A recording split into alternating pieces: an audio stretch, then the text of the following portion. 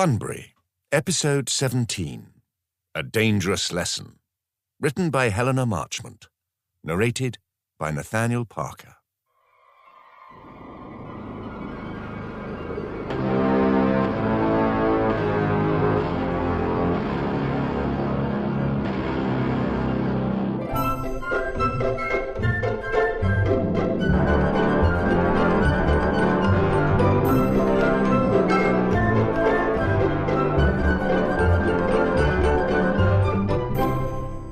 Education is an admirable thing, but it is well to remember from time to time that nothing that is worth knowing can be taught. Oscar Wilde. Prologue. The sudden noise startled him. He hadn't expected anyone to be there, not at this time, when the place was supposed to be closed. He could hear footsteps, the click of high heels, a woman, and the heavier tread of a man. But who were they, and how had they got in? The woman giggled, and he immediately recognized the voice. Of course, she had a key card. But why was she there? And who was with her? The man, whispering. His voice was too low to make out. That was strange. If they thought the place was deserted, why the need? The woman said something equally quietly, and then there was a sound he couldn't initially identify. A kiss, followed by rustling, more whispering, the creaking of a desk. Now there was no doubt as to what was going on. Half revolted, half fascinated, he increased the volume.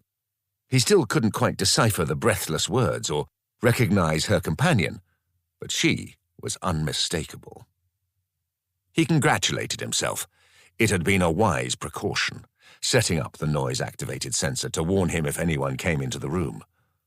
But this was an added bonus. If there was any prospect of trouble, he could use it as leverage.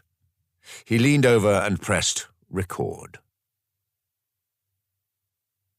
Chapter 1. Alfie and Emma. Mr. McAlister?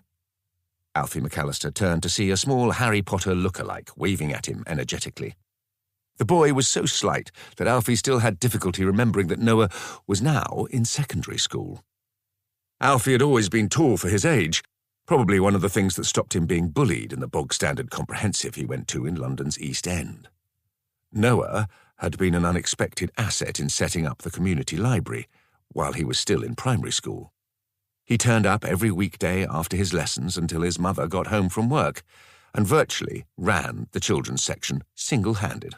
He had been taken under the guidance of Miss Radford Jones, the redoubtable elderly lady who had allowed the library to be housed in her large mansion.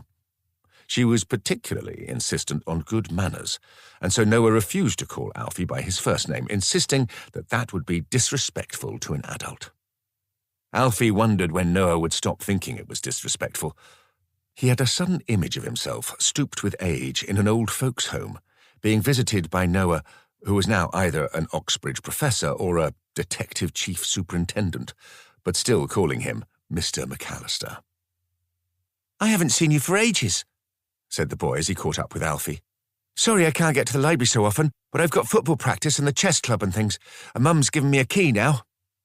Alfie had also been brought up by a single mother, but he had been a latchkey kid from an illegally early age, and the extracurricular activities in his school in the East End of London definitely didn't include things like football practice and chess. He sometimes found it hard to believe that he was now a multimillionaire, thanks to the sale of his startup. "That's okay, Noah," he said. "I'm afraid I haven't been in the library as much as usual. I'm helping to set up the new local history museum."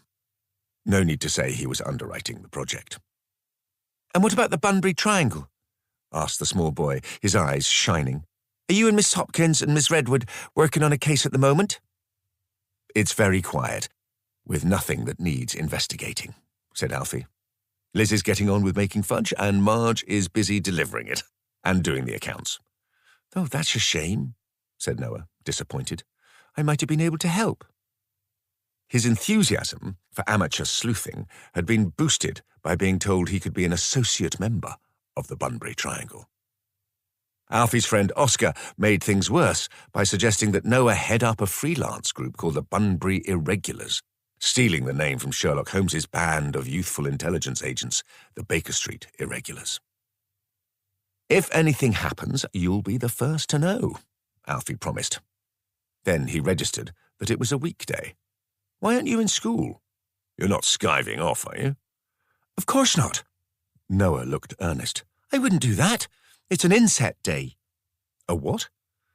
"A teacher development day, when the teachers have to go in, but we don't." "It would be good if that happened every day." "But you like school," said Alfie, hoping to be reassured. The small boy frowned. "It's a bit like the curate's egg." "I'm sorry?" said Alfie. "It's an expression that comes from an old cartoon," said Noah. "Mrs. Walters, our English teacher, told us about it. She's my favourite. The cartoon shows people having a meal, with a bishop saying to the curate, 'I'm afraid you've got a bad egg.' And the curate says, 'Oh no, I assure you that parts of it are—' So, if you say something's like the curate's egg, it means there are a lot of bad things about it." Alfie stifled a grin. "I'm sorry to hear that," he said. "What are the bad things?" "Some of the teachers are pretty horrible," said Noah, wrinkling his nose. "Like the history teacher. He's always shouting at us for no reason, and the janitor's always shouting as well and blaming us for things we haven't done. I don't like Miss Milton either. She's our PE teacher, and she doesn't like me because I'm not good at the long jump and the high jump. She only likes the kids who win." Alfie was frowning now. Noah wasn't long-legged enough to excel at these. "That doesn't sound very fair," he said. "It's not," said Noah. "But the history teacher always tells us life isn't fair." That was true enough, Alfie thought, but it didn't sound like a helpful part of the curriculum. Some of his own teachers had been positively brutal, although that was possibly the only way they could try to control a class when half the pupils had absolutely no interest in learning and only wanted to disrupt things. But Noah's secondary school seemed decent enough, and surely things had improved over the years. "Is there a counsellor or someone at the school you can talk to about these people?" he asked. "Oh, no, Mr. McAlister," said Noah. "I can talk to my friends, but I can't talk to anyone else. I'm not a grass." That sounded depressingly familiar. Pupils in Alfie's school had indulged in activities from shoplifting to drug dealing, and being a grass would definitely have led to being beaten up. But it was a completely different thing to protest about staff being unnecessarily authoritarian. Alfie was about to explain this to Noah when the small boy said, "Is it your birthday?" Alfie blinked at the unexpected change of topic. "No, it's not. Why'd you ask?" Noah was peering at him intently. "You just look really happy," he said. "Sometimes you look a bit sad, so I wondered if something nice had happened." Alfie almost blurted out that Noah was right. Something nice had happened. Thankfully, he stopped himself in time. "I'm glad I look happy," he said. "That's a lot better than looking sad." "It is," agreed Noah. "Anyway, I'd better go. I promised Gwendolen I'd give her a hand in the library. She's very good with the grown-ups bit, but she doesn't really understand the children's section." "I'm sure she'll be very grateful for your help," said Alfie. Gwendolen, the librarian, almost never looked happy, but that was because she was a goth, and cheerfulness didn't fit the image. However, she had blossomed in the role of running the community library, and Alfie was sure she was secretly delighted by its success. "See you later," said Noah, heading towards the library. Alfie set off for the outbuilding, which Miss Radford-Jones had allocated to the History Museum. It needed significant renovations, and he was keeping an eye on progress. In light of Noah's comment, he realized he was. He suspected he'd been smiling all morning, ever since waking up with Emma beside him. He still couldn't quite believe it. He realized now what a tight rein he had been keeping on his feelings for her, convinced that the age gap between them was too great and that she found him staid and boring. He had left her sleeping while he went out to buy fresh croissant for breakfast. But when he returned, he discovered that although Emma was now awake, breakfast wasn't her first priority. Alfie, cursing himself for being staid and boring, but still feeling obliged to ask the question, said, "Don't you have to go to work? Shouldn't you go home to change?" Her discarded clothes were the leggings and